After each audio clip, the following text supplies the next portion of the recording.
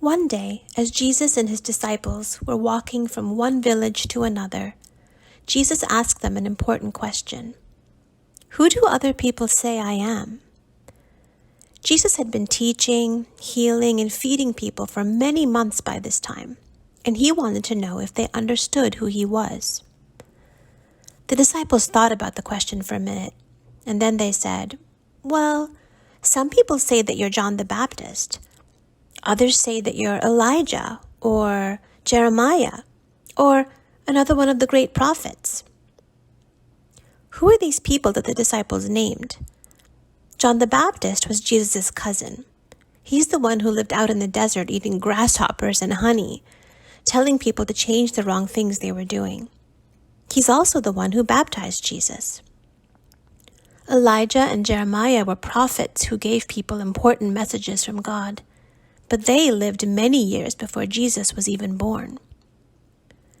So then Jesus asked the disciples another question.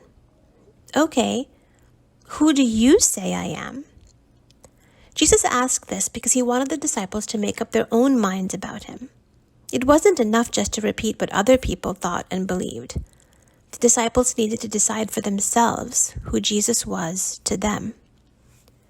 This time, the disciples waited even longer to answer. They weren't quite sure what to say.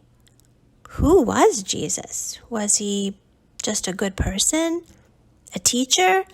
A magician? A friend? Or was he also something more? Finally, one of the disciples, the disciple Peter, looked at Jesus and said, "You are the Messiah, the Son of the living God." This was an amazing thing for Peter to say. The word Messiah means anointed one. The prophets who lived years before Jesus came to earth had promised that one day God would send someone special to save God's people. This special someone would be God's own Son.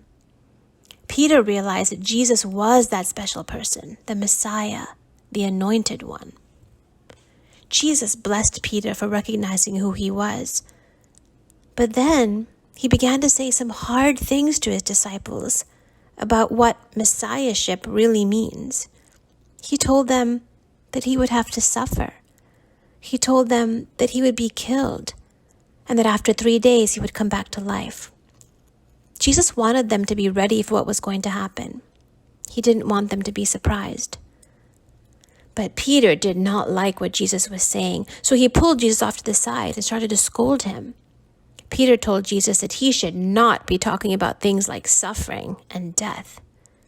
But Jesus said, "Stop it, Peter. You are not understanding the ways of God.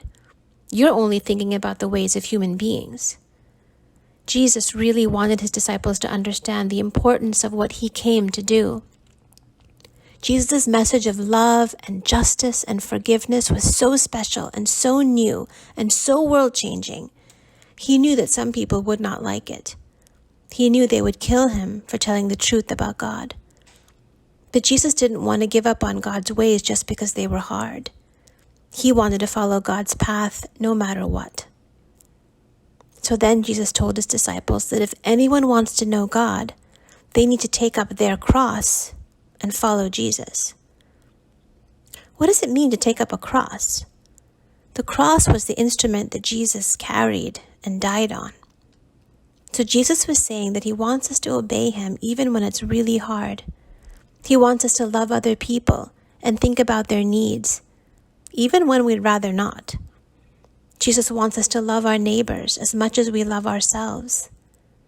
When we do these brave, challenging things, we are taking up our cross. Following Jesus isn't always easy. Sometimes it's hard to do the right thing. Sometimes it takes a lot of courage to stand up for the things we believe in. Sometimes when we're tired or angry or scared, it's difficult to love other people or to put them before our own needs. But Jesus can give us the strength to make choices that please God. Jesus can help us carry our crosses. So we begin by answering Jesus' very important question for ourselves. Who do you think Jesus is? Is Jesus your friend, your teacher, your helper, your king, your shepherd? Is Jesus all of these things and more?